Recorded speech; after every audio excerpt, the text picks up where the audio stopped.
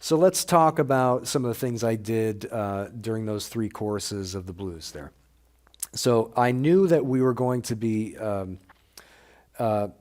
getting to the 3rd chorus, it would get more and more intense as it goes on. So that means the first chorus I kept really simple. And that was to allow the soloist to make his initial statement and establish the feel, get a sense of how the soloist plays, things like that. And in order to do that, I would keep it on mostly roots and just focus on making a solid groove for the whole form of the first chorus, and maybe connecting the different chord changes with chromatic approach notes. But by and large, a really simple approach on that first chorus. So let me just play the basic groove that I play during the first chorus.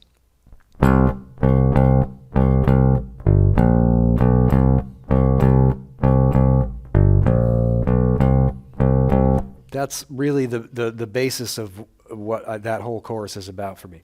Now, I'll use chromatic approach tones to the 4 chord, so I might play something like this, like.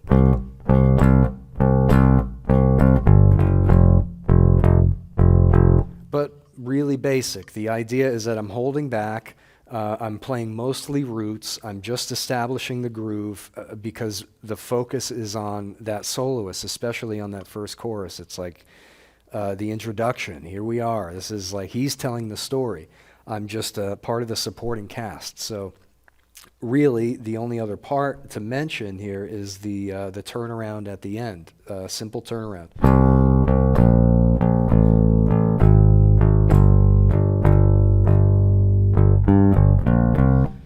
You'll notice that if I'm playing any fills, they're really basic. They're based on, like I said, the chromatic approaches, usually from the 7th up to the root, and maybe an octave, but that descending turnaround.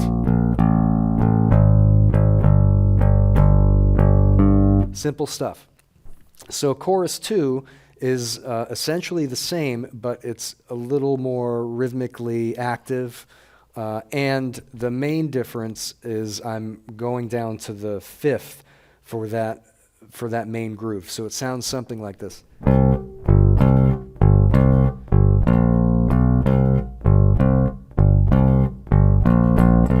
Right? That's really the main difference. And I might be filling in more of that triplet feel with a few more notes, maybe a couple more octaves. Same chromatic connections. But it's really just adding that 5th on the 2nd chorus, being a little bit more rhythmically active. Now, that sets us up for the last chorus, which is, the climax of the whole thing. And you'll hear right away that the bass line changes into kind of a double time figure. And what's great is that the soloist also sustains, I think, like a chord over that. He's basically holding this one note or like 2 notes, which allows the bass to kind of come forward in that moment. It's a nice little, he steps back, and the effect is the bass becomes a bit of the focus on the beginning of that chorus, and then he follows up with the intensity on his own and then rounds the solo out at the end.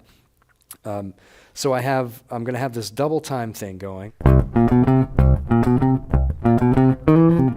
Okay, let's talk about that. So here, I'm moving chromatic up to that octave. Here's the major third, and I'm just going underneath it one chromatic note. So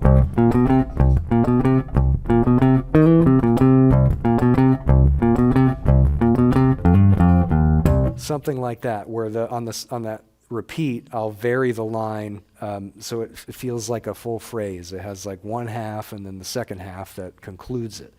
And that's really like most of the chorus on the 1 chord. I'm doing that, so for 4 bars of that, and then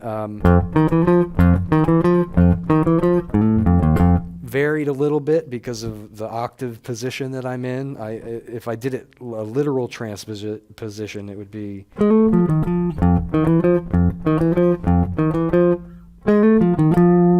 But I didn't really want to jump up there and do it literal, so I brought this down an octave and varied it slightly. I don't like to do literal repetitions too much because it becomes predictable. Your ear tends to tune out. So changing these things around slightly, it keeps you engaged as a listener. You don't really know what's coming next. But once I get to the 5 chord, I want to kind of get the feeling of bringing it back home because we're wrapping things up. And to do that, I go back to the original feel where it's not like a double time feel. So on the 5, it would be something like.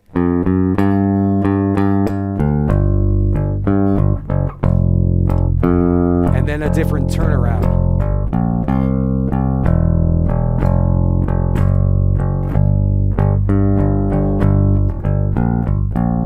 Right? That has that ending kind of cliche turnaround. So that's basically it. It's just a dynamic, gradual dynamics, getting more and more busy by that 3rd chorus, and then at the 5 chord, kind of bringing it back home a little bit. We're still intense, but not as busy rhythmically because we're getting out of the solo and moving on to either another solo or the next part of the song.